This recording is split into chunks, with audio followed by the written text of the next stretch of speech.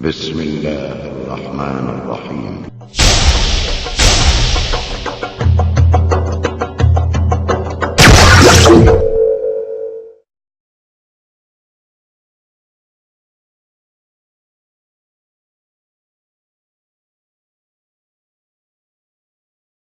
الحمد لله الذي نحمده ونستعينه ونستغفره ونؤمن به ونتوكل عليه ونعوذ بالله من شرور أنفسنا ومن سيئات أعمالنا ومن يهد الله فلا مضل له ومن يضلل فلا هادي له ونشهد أن لا إله إلا الله وحده لا شريك له ونشهد أن محمدا عبده ورسوله وقال الله تعالى إن الدين عند الله الإسلام وقال الله تعالى بسم الله الرحمن الرحيم بسم الله الرحمن الرحيم قل هو الله أحد الله الصمد لم يلد ولم يولد ولم يكن له كفوا أحد وقال الله تعالى ومن يبتغي غير الإسلام دينا فلن يقبل منه وهو في الآخرة من الخاسرين. So as there are many non-Muslims visitors here, so I will going to speak about some basics. Time is also too late, we came late, and then inshallah if somebody want to embrace Islam, then they are welcome to Islam.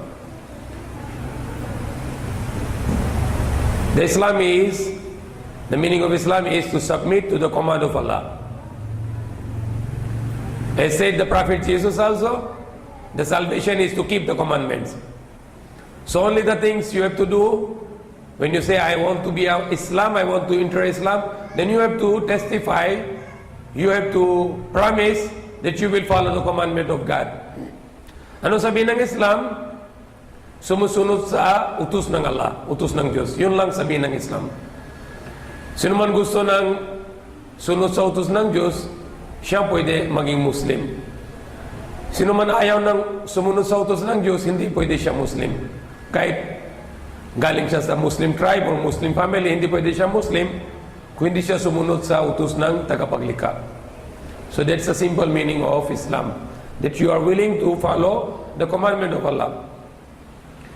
And before you follow the commandment of God, you obey the commandment of God, you should know who is the God. Because if you don't know who is the God, then it's useless. Because there are many people, like example, the Christians, the Catholics. If you ask who is the God, kung tanong tayo sa mga Catholics, sinong Diyos ninyo? Sabi nila, Jesus Christ. Kung tanong tayo if you ask to the Buddhists, who is your God? The Buddhists say, yung mga Buddhists, sabi nila, they say, Buddha is our God. If you ask to the Hindu, yung mga religion, Hindu, if you ask to the Hindu, who is your God? They say, our God is Ram. Ram or Bajrangbali or Hanuman. Now what is the Ram? Ram is a human being. Isang tao lang. Who is the Bajrangbali? There is a monkey. Monkey God. They believe the monkey is God. Yung way, yung Diyos na mga Hindu. And who is the Hanuman? That is the elephant. Elefante. They have also another God called Ganesh. In the Hindu religion, meron sila Diyos, Ganesh. Who is the Ganesh? Rat, daga. Yung Diyos nila may daga din. So now the Catholic, who is the God of Catholic? Mostly, they say Jesus Christ is God. Who is the Jesus Christ? Sino man si Hesus Kristo? Arabo. Taga Middle East. Si Jesus Christ, si Hesus Kristo, isang Arabo lang. Taga Middle East. Hindi siyang Diyos yan. Siyang isang tao, taga Middle East. Yung salita niya, Aramaic. Parang Arabic din. Yung salita ng Jesus Christ, parang Arabic. Almost like Arabic. So, yung si Jesus Christ, isang tao, at siyang isang Arabo. So, hindi pwede siyang Diyos. Si Buddha, yung maniniwala ng mga Buddhist, si Buddha ang Diyos. Si Buddha isang Indiano, taga-India. So hindi pwede siyang Diyos dahil siya isang tao, taga-India. Tapos lipat siya doon sa China. Doon pinanganak sa India, tapos lipat siya sa India, sa China. Si Gautam Buddha, yung pangalan niya Gautam Buddha. Hindi Gutom, Gautam. Gautam, yung pangalan niya Gautam. Gautam Buddha.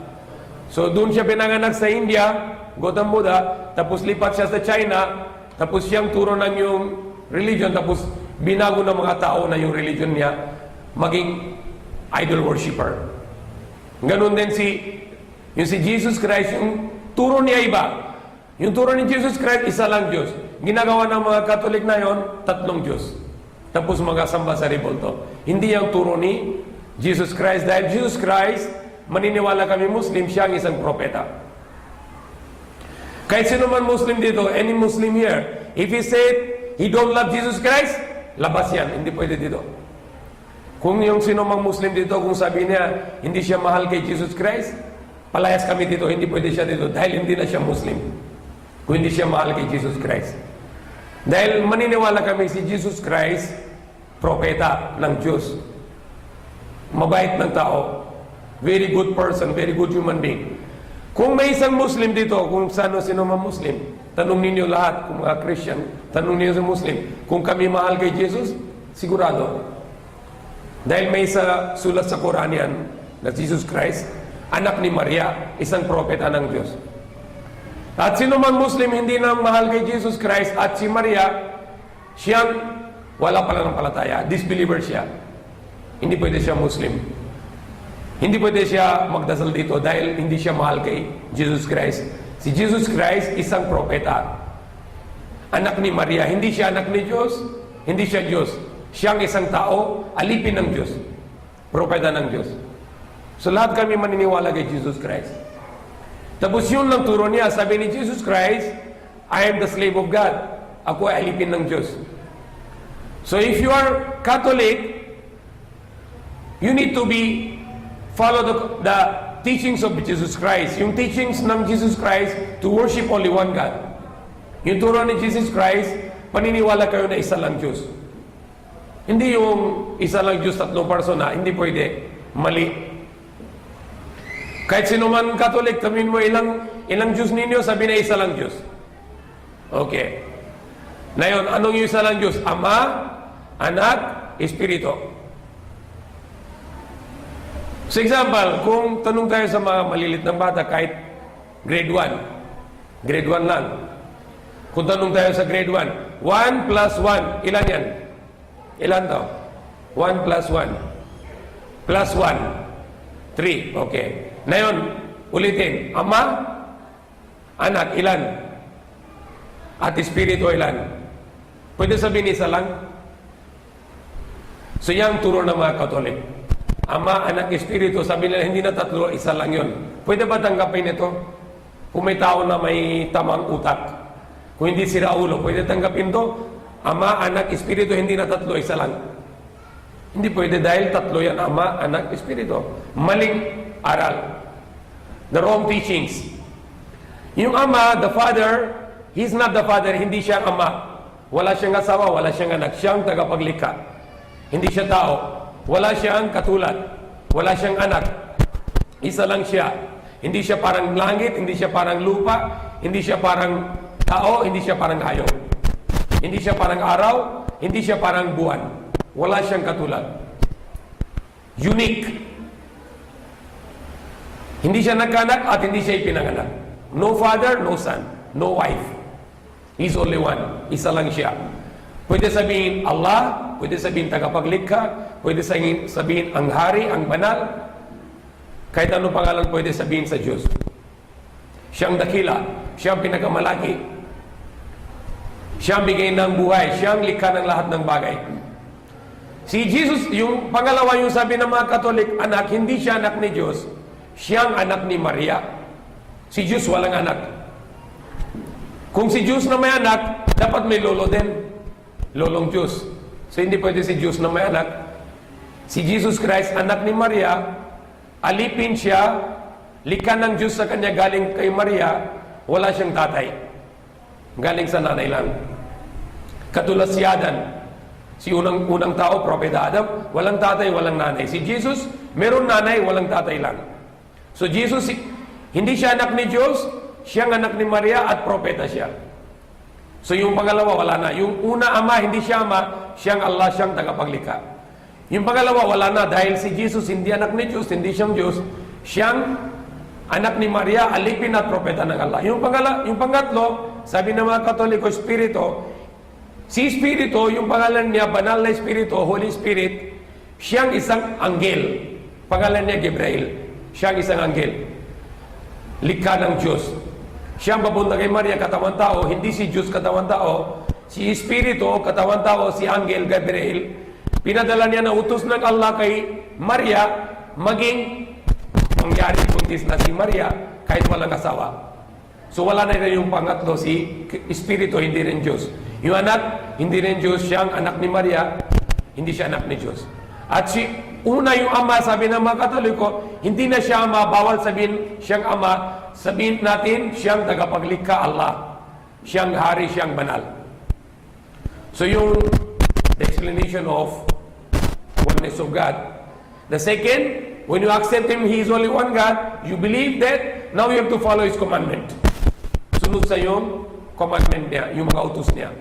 Tapos susunod, yung dahanan ni Prophet Muhammad SAW at yung mga lahat ng propeta.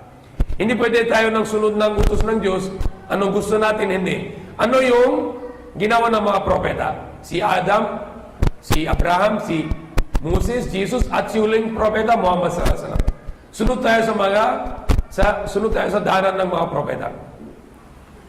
So hindi pwede sabihin anong gusto ko, yung dahanan hindi pwede. Yung dahanan ng mga propeta. So unang-unang propeta si Adam, tapos yung huling propeta si Muhammad.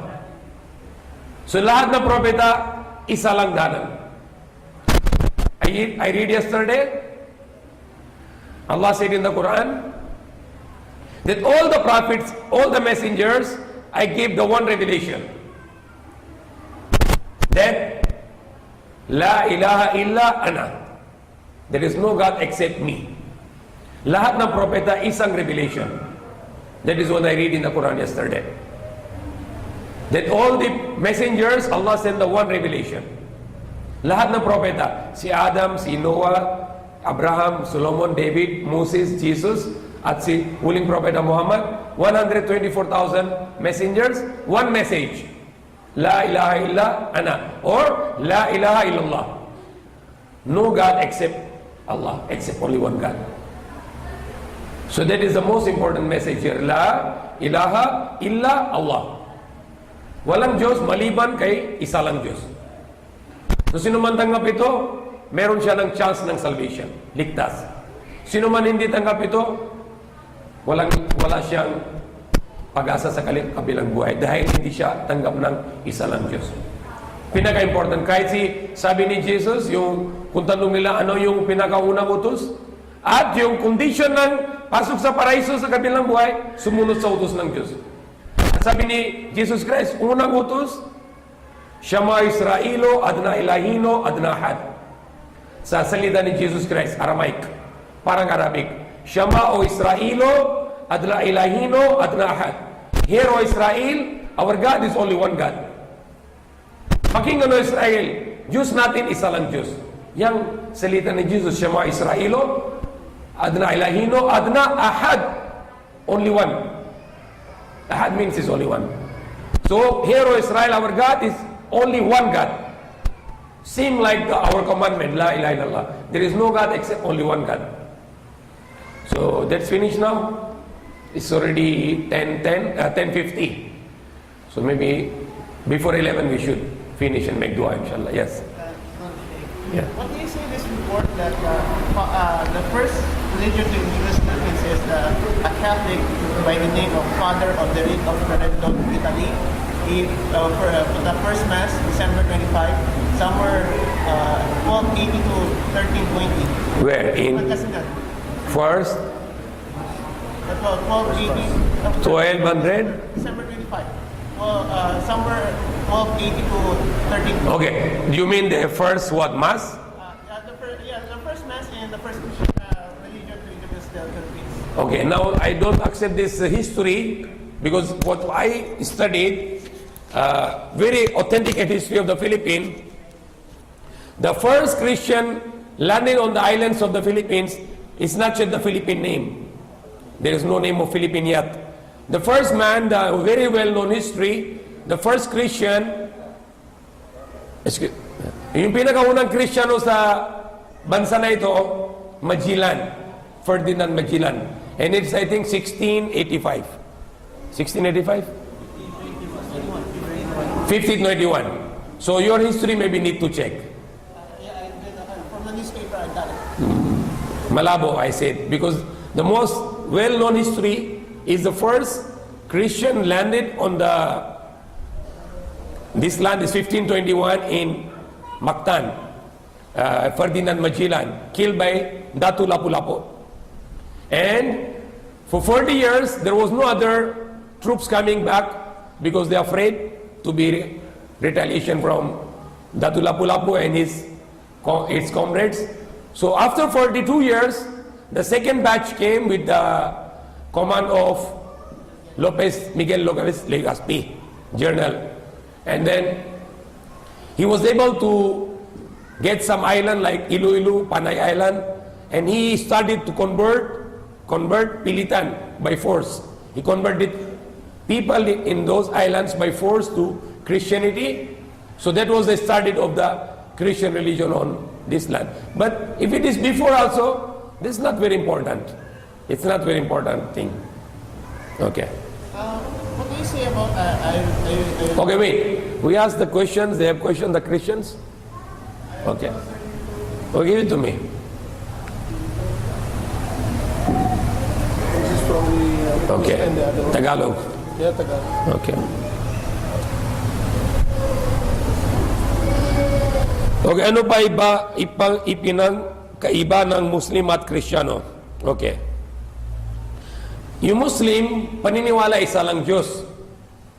Yung Diyos ng Abraham, the God of Abraham. Kami Muslim, maniniwala ng isa lang Diyos, yung Diyos ng Abraham, Prophet Abraham.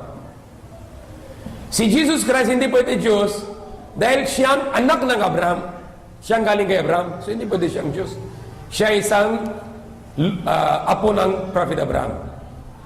So yung tunay ng Diyos namin, yung Diyos, yung Allah, yung tagapaglikha, siyang Diyos ng Abraham. So we believe in only one God, but the Christian, Catholics, they believe in three God, Trinity, Ama, Anak, Espiritu. We don't believe in that. There are many other differences between Christians and Muslim. Like we Muslim, we pray 5 times a day, and we pray same like Jesus Christ. Yung dasal namin parehos kay dasal ni Jesus Christ. Patira pa. We make fasting parehos kay Jesus Christ. Buong araw yung fasting namin. And kung may bati kami, when we greet, we say Salam Alaikum. Ganon din si Jesus Christ, Salam Alaikum. Peace be upon you, kapayapaan sa'yo.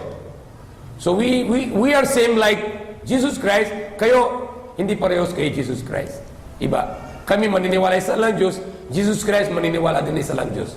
So we are like parehos kami kay Jesus Christ, hindi kami parehos kay mga Kristiyano. Yung Kristiyano, ibang religion, ginawa ni Pablo. Yung religion namin, parehos kay religion ni Jesus Christ. But yung religion ng mga Katoliko, mga Kristiyano, yung religion ni Pablo, si St. Paul. Sabi nila St. Paul. Hindi kami sabi nila St. Paul dahil siyang ng trador. Dahil siya nang ginawa ng masama sa yung turo ni Jesus Christ. Kontra siya. So parang Antichrist. Si Pablo is like Antichrist. Si Paul is like Antichrist.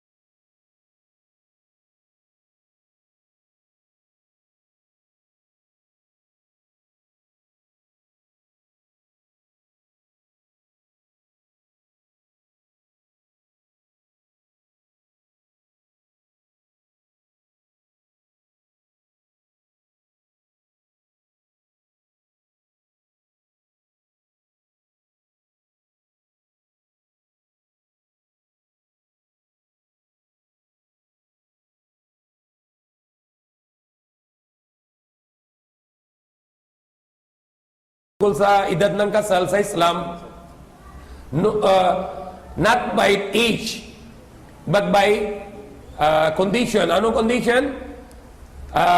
Puberty. Puberty is, kung may lalaki, dalaga, kung babae, dalaga, tama? Puberty. If the man is started to have produced the sperm, the ejaculation, and then the woman is started to have a menstruation. Plus, kung yung babae hindi pa masyado grown, kailangan yung babae well-grown. Mentally, physically, spiritually. Physically also. Physically, hindi siya parang bata, kailangan parang babae. So, pwede siya kasal. Yung sa lalaki din, physically well-being, and financially can support, and spiritually and mentally prepared also. So kahit yung isang Muslim na lalaki, kahit mas matanda na, 20 plus, kahit 30, hindi siya kaya, walang financial, hindi pwede siya kasal. So there is no age condition. Yung kung may babae na may regla at well-being, physically, spiritually, mentally, okay na. No need, yung sa babae, walang kailangan financially. Dahil yung financially, lalaki. Sa babae, no financial obligation in Islam. Walang obligation ng financial sa babae. Lalaki lang may financial obligation. Kung may isang lalaki, walang hanap buhay, walang income, then pwede gusto niya gusto niya magkasal, hindi pwede. Hindi pwede sabihin papunta sa masjid, bigay mo dori para kasal, hindi pwede yan. Kailangan may pera siya, kailangan may financial. Kung na yun, hingi ng dori, mamaya kasal, wala na pagkain. So, dapat may income. So, yung mga ginawa ng mga tao na hingi dori, ano yun, hingi dori? Dapat meron ka na financially capable. Kaya buhayin. Ngayon, malapang kasal, hingi-hingi ka lang, mamaya, ano pagkain mo sa sao mo? So, you should be capable. Kailangan may sustensya. Kailangan may income. So, yung sa babae, kailangan hindi lang yung regla, not only that she's menstruating, she should be well-grown. Hindi siya, kung isang babae kahit may regla, at yung katawan niya parang bata lang, tapos yung isip niya parang bata lang, hindi pwede kasal yan. Dapat well-being. She should be well-grown. Pwede siyang kasal. Pwede siya papunta sa asawa niya. And then the man should be also physically well-being, and mentally, spiritually, and financially. Yung lalaki kailangan capable financially. Kaya sa financially he can support his wife. So there are many questions and there is no time. Okay. Sino si Muhammad? Bakit sinasabi nilang siyang ang huling propeta? Dahil sa sulat sa Quran. May basa sa Quran yan. Wala na ganito basa sa Old Testament, New Testament na si Moses huling propeta or si Jesus huling propeta, walang sabi doon. Sa Quran may sabi, "Ma kana Muhammadin aba ahadin min rijalikum wa khataman nabiyyin." Sabi ng Allah, and not the Muhammad is the father of any of your men. Dahil yung lahat ng yung anak ng lalaki ng Prophet Muhammad patay. Bata pa lang. So yung puro matanda yung anak ni Prophet Muhammad, yung puro babae. Yung lalaki na kahit bata lang, patay. So Allah said, the Muhammad is not the father of any of your male. Because all yung lalaki ng anak ni Prophet Muhammad, patay bata pa lang.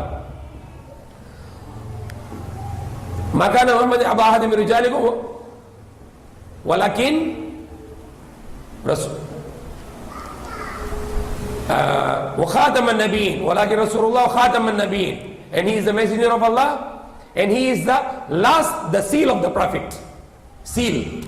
Example, kung mayroon ka na envelope, kung seal ka, wala na. Hindi pwede dagdag na yun. Seal. If any document, kung lagay mo seal, wala na. Hindi pwede dagdag na yun. Maka na Muhammad ahad min rijalikum walakin Rasulullah khataman nabiyyin. Tama? Walakin Rasulullah. And but he is the messenger. Walakin Rasulullah. And but he is the messenger of Allah. Wa khatamin nabiyyin. He is the seal of the prophet. Sealio. Example, you have a document. What is the last thing you do in the document? Kahit yung malaking document. What is the last thing? Seal. When you seal it, no more. That's finished. Nothing to follow now. That's last. Complete. So Allah said He is the seal of the prophets. Siyang seal yun ng mga propeta. So when there is the seal, Allah said, finish. No other prophet will come. So may sulat yan sa Quran, and Quran is the evidence. If people say, what is that? If you don't believe the Quran is evidence, then we can prove you the Quran is evidence. Because Quran has so much miracles, scientific miracles. And there are social miracles and different kind of miracles and historical miracles. That the Quran changed the world. The book that changed the world. So Quran mentioned that the Prophet Muhammad is the last prophet. Okay, what's your question? What do you say that wudu, using dirt, it can cause infection, using soil or sand, wudu? Okay, no. If it is, it's now, you mean if it is a wound, there is a wound? No. Okay, no, it's not at all. And if you're not going to put lots of soil, you're not putting that. You just get it, you just touch it and you do like this and you do like this. Actually, the soil is killing the germs. Example, I can show you proof for that. If you have a soil floor and you put anything there like blood or any infected things like the wastage of the animals, the soil can destroy it. Soil can absorb it. Even that dead body, when we bury it in the soil can kill the germs. The soil is not infect you, but the soil can disinfect you. That is a very common theory, that the soil can destroy the germs. Because when anything germs in your body, when you use the soil can kill the germs, can absorb the germs. Because when the dry soil, only dry, not the wet. The wet soil contains germs. Because when you put the water in the soil, the germs get alive. But when you have the dry soil, that can collect the germs from your body. So it's not make you infected, it's make you disinfected. Okay? Yes. Walaikum salam. Is there in the Quran that Allah is love, word by word? Rab. Allah is love. Yes, Allah is Al-Wadud. The one of name, Allah said He is Al-Wadud. Allah is Al-Wadud. Who Al-Wadud? He is Al-Wadud. Means, Al-Wadud meanings the God of love, or you can say it, He is the loving God. Or He is the one who produced the love. Not only that He loves, He also gives you the love in your hearts. Yung mahal galing sa Allah. You cannot force yourself to love, but the true love coming from God. So there is no problem that we believe Allah is love, of course. And He is the one who gives the love. There is a question number 5 here. Question number 4.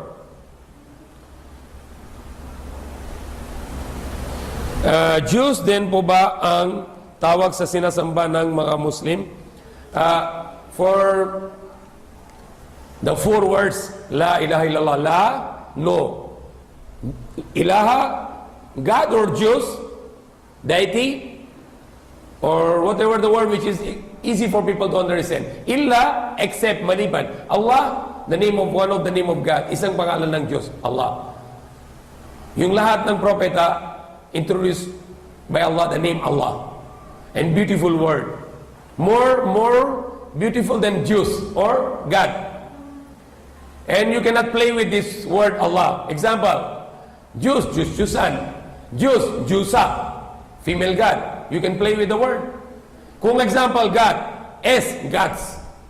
If you put Godfather, you can make it, change the God word. But Allah you cannot change. What you can do with Allah? You cannot make it female, you cannot make it plural, you cannot do anything. Allah, you cannot make it marami. Allah is always Allah. So you cannot play with the word Allah, it's a very unique word. Like the God, you put S, Gods. Marami. If you put God, E-double-S, Goddess. So you can play with the word God, you can play with the word Jews, but you cannot play with the word Allah. Because Allah is unique word, unique name, which cannot be play around.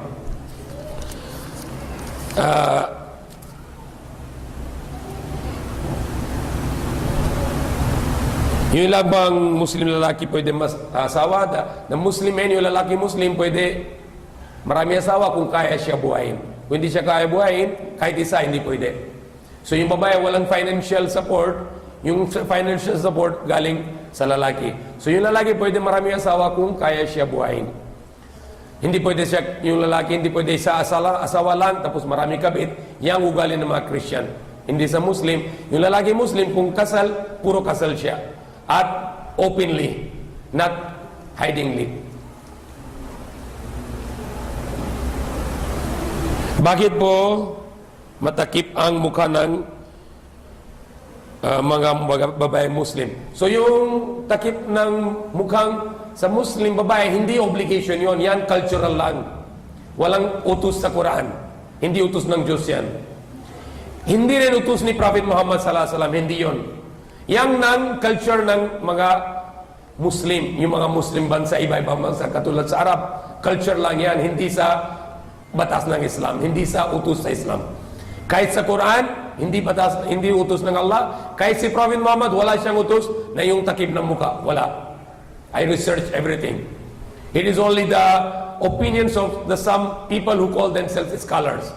But hindi sa batas ng Quran, hindi utos ng Allah, hindi rin utos ng Prophet Muhammad. Yung takip ng muka. Yung lang, yung ulo, tapos yung sa harap, buong katawan, pwede yung hindi takip ito, kamay, walang problem. At yung pwede yung mukha hindi natakip. Sabi ni Prophet Muhammad SAW, yung babae na dalaga, kailangan takip maliban sa ito at ito. He showed himself. Ganun, and then he showed ito.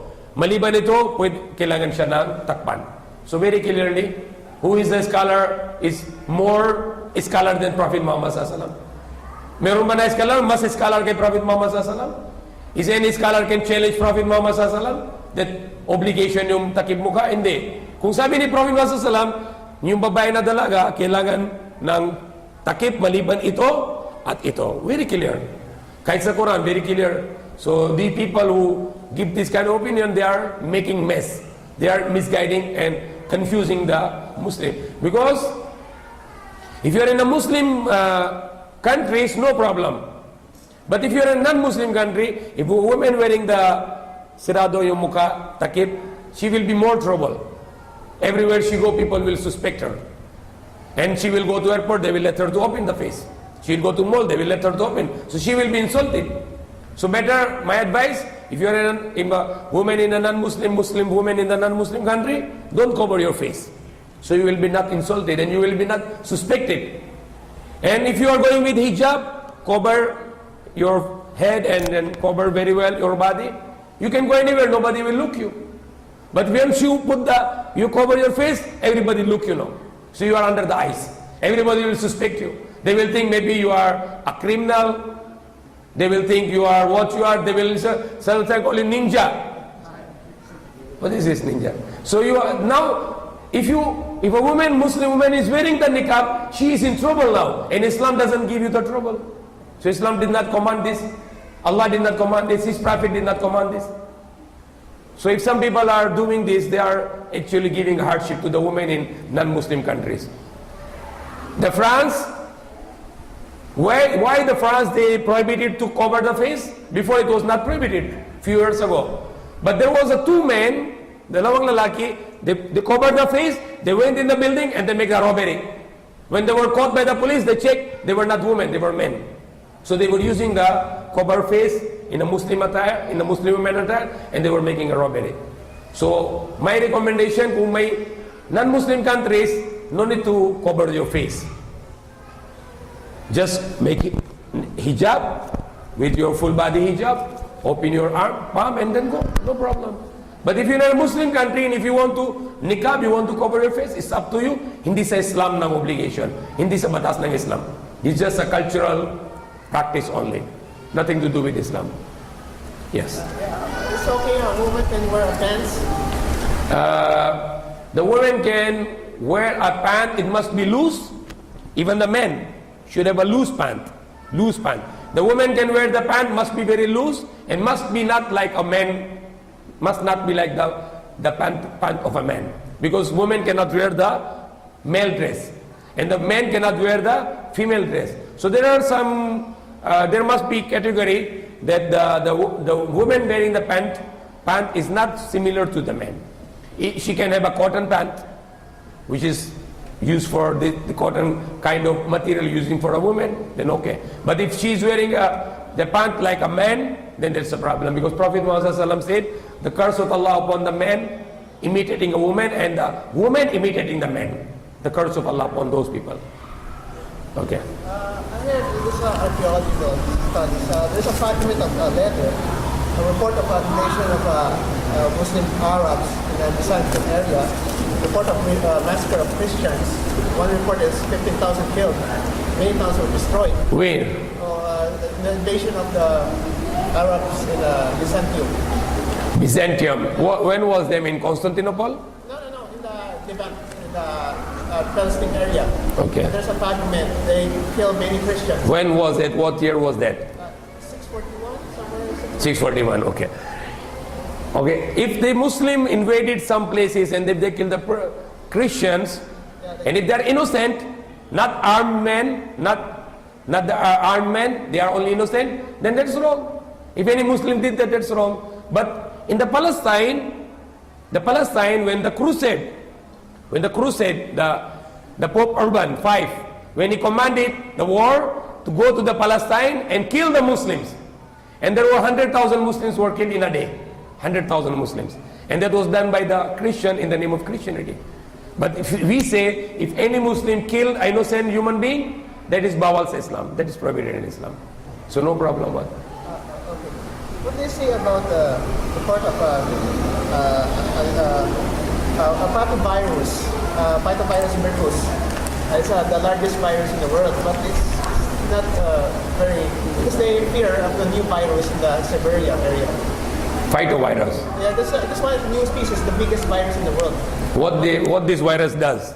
Attack amoeba. They attack amoeba. Okay. They scare. But amoeba is also a dangerous bacteria. Yes, a parasite. Yeah. They said that they scared of a virus. A new virus will spread out somewhere in the icy cold Siberia. If there's a global warming, that will melt down a new virus. So what should I do with this phytovirus? I know that's a new discovery of a... Yeah, what you want to ask me? You want to make me a vaccine for that? No, I mean, some strange virus will show up in the Siberia. Okay. They say about this report of scientists. Yeah, so what should I do now? Just, no, if, You want me to publicize about phytovirus? What's your question? no, I mean, you know... You got that virus also? No, okay. No, I researched a new report from some Okay. scientists. Okay. Here, how about 100 years ago, 17 years old, women can menstruate. Now, after 100 years, 12 years old can menstruate. Why genetic changes? No, I don't agree with that. 100 years ago, it's different. Actually, you know, the menstruation of the woman is depend upon the geographical situation and also the race.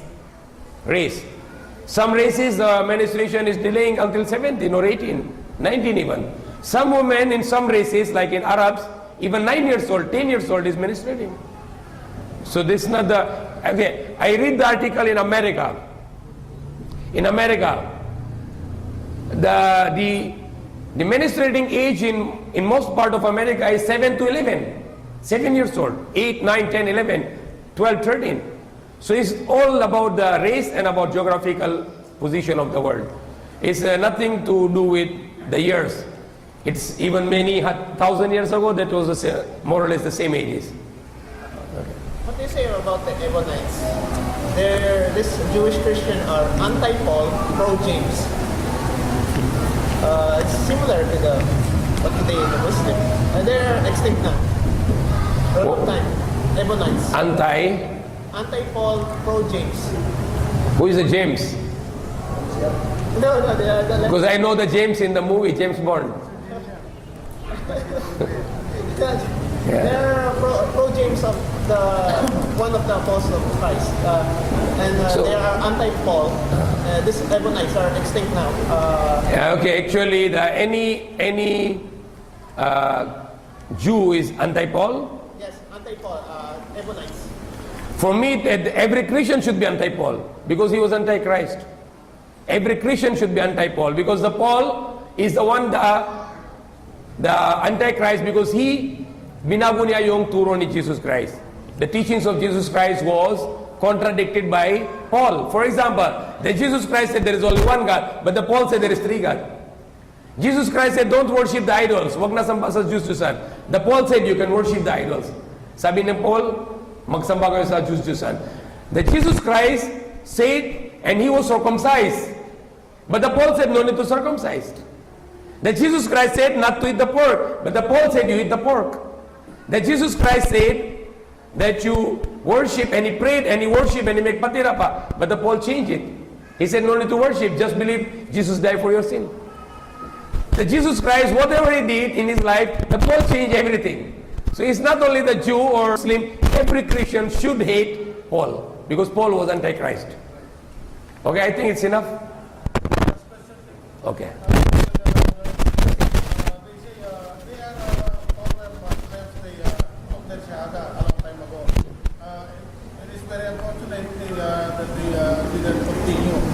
They can shahada again? Yes, of course. They must. If they were not practicing, not praying, then they must have to shahada again. Because if you are embracing Islam, you are promised to Allah that you follow His commandment. But if you stop it, it means you deny it. Because it's not just that you say something that I will follow the command of Allah. It's from the heart and it's from the actions, from the limbs. When you say I worship only one God, so you have to prove it with your action. You have to pray 5 times a day. You have to follow the commandments of God. So they can come, and if anybody else want to make shahada, they can. Okay. Yung Zabur, Taura, Injil, galing sa Allah. Yes. So bakit daw hinayaan niya i-corrupt ng tao ang kanyang kasulatan? Very simple question. You make too much magulo. Can understand? Okay. That's very good question actually. Very, very good question. Okay. And listen to this. I'll say it in English first. There is a very big scholar of Christian. You can call the #1 Christian scholar in the world. And he has the PhD in the New Testament. His name is Bart Ehrman. He's a PhD in New Testament, PhD. He made PhD in the New Testament, in Bible. And that Christian scholar, he questioned the Bible. Why Bible has so many mistakes? He has so many books. God's problem, who wrote in the name of God, forgery in the name of God. Jesus interpreted so many books he wrote against Bible. And now he's questioning God. If the God sent those books in different time, the Torah, the Zabur, or the Evangel, the Injil, Gospel, then why he did not preserve for the mankind? Same question like you. Same question. It's a very high level question. That if God sent those books in different time, why allow people to corrupt those books? That's a very, very good question. And somebody can go to Bart Ehrman and answer that question, then he will come to Islam. The simple question, a very difficult question, but very simple answer. The Zabur, the Psalm, or the Torah, or the Evangel, or Gospel, or Injil, they were only for those times. They were not for all time. They were only for those time, and only for those people. So the time was finished, and the people are no more. So no need for that book anymore. But the Quran is preserved by Allah, because Quran is until the end of judgment, the day of judgment, until the end of the world. So that needs to be preserved. Because if those books were preserved, the people can make the claim that it should be followed, because it's preserved. But when God doesn't want people to follow those books anymore, so He did not allow, He did not mind to protect those books. That's a simple question. That's a simple answer. So God allowed it to be corrupted because He has no plan to protect those books, because He did not send those books for all the time until the end of the world. But He sent the Quran for until the end of the world. So He protected it, and He said in the Quran, "Inna nahnu nazzalna dhikra wa inna lahu lahafizun." Surely we reveal that reminder, and surely we will guard it. So Allah guard the Quran. Okay. After them. Shahada for children under No. Prophet Muhammad said, when the child is started to, the children that are underage, they are already Muslim. They are internally Muslim. They are on fitrah. They are on the nature of Islam. So they doesn't need actually to convert to Islam because they were born Muslim. Even the Christian children or Jew or Hindu, all the children born on fitrah, said by the Prophet Muhammad on the believing in the heart oneness of God. The parents corrupt them. But the Prophet Muhammad said, when the child is starting to speak, you teach them La ilaha illallah. When the child is starting to speak, you teach them La ilaha illallah. So that is your priority, our priority, that we teach our newly speaking children, we teach them to speak La ilaha illallah. There is no God except Allah. Yes. Yes. So what do you say that Bart Ehrman and fighting between Ellen Pagel and Tara Okay, I know Bart, I don't know Ellen. Pagel? I don't know him. He's a man or woman? Woman. Okay. Ellen Pagel, they're fighting each other. I don't know her. And the second one is? Tara. I also don't know. They're fighting each other. I saw on the internet. Fighting for what?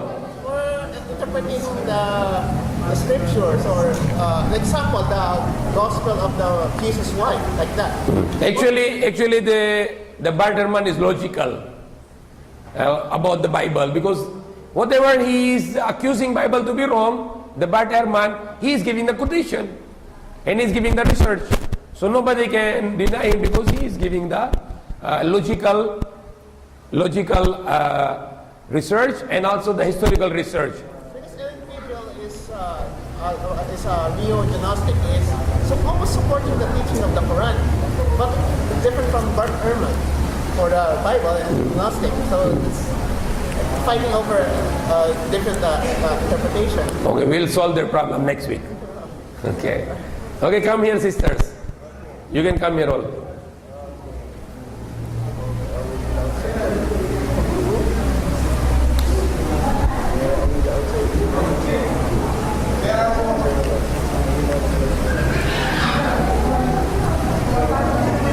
Okay, here you can stand up here. Here, no problem.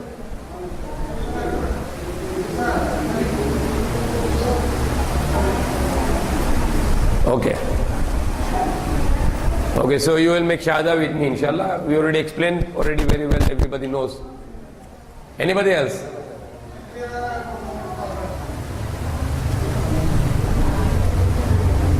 Okay, move forward. Babante. Okay. You can stand up lang, okay lang. Okay.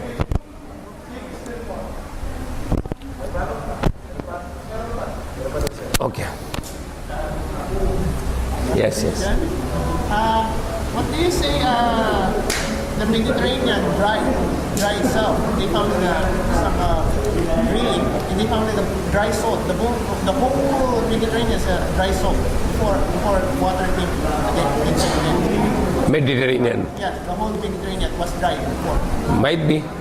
They mine, they check out the soil sample, they found a thick salt. I'll research about that. Okay, just follow me. Hello. Okay, follow me in Tagalog and then susunod Arabic, okay?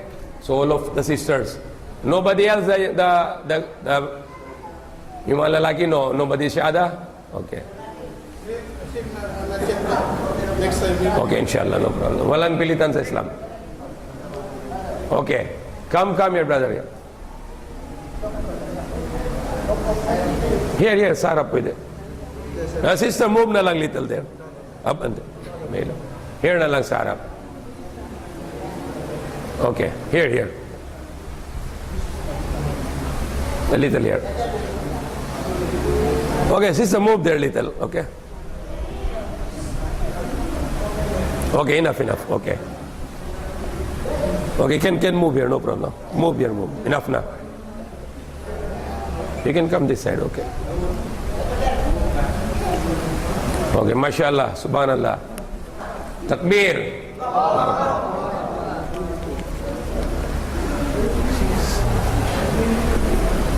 Okay, so you follow me. Una sa Tagalog, tapos susunod sa Arabic, inshallah.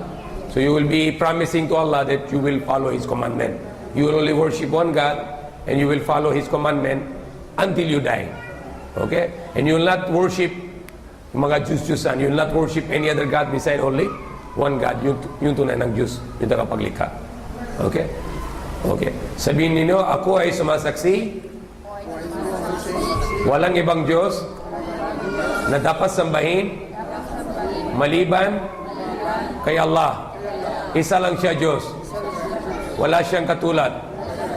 At ako ay sumasaksi, si Muhammad alipin at huling sugo ng Allah. At ako ay sumasaksi, si Jesus, anak ni Maria, alipin at propeta ng Allah. Asyhadu an la ilaha illa Allah wahdahu la syarika la wa asyhadu anna Isa wa asyhadu anna Muhammadan abduhu wa rasuluh wa asyhadu anna Isa ibnu Maryam Abdullahi wa rasuluh. Takbir. Allahu Akbar. Allahu Dakila. Okay. Okay. Alhamdulillah. Okay, inshallah. Somebody can teach you how to pray there, inshallah. And then we can give you the names also, Maya, okay? Assalamualaikum. Peace be upon you. Okay, inshallah, we can make dua. Okay, you can say Amin, ha? Sunod na lang Amin. Allahumma salli ala Muhammad wa ala alihi wa sahbihi wa sallim. Rabbana atina fid dunya hasanatan wa fil akhirati hasanatan wa qina adhaban nar. Amin. Allahumma inna nas'aluka al-jannata al-firdaus wa na'udzu bika minan nar. Amin. O our Lord, give us good in this world and good in hereafter, and save us from hellfire and enter to us in paradise. Amin.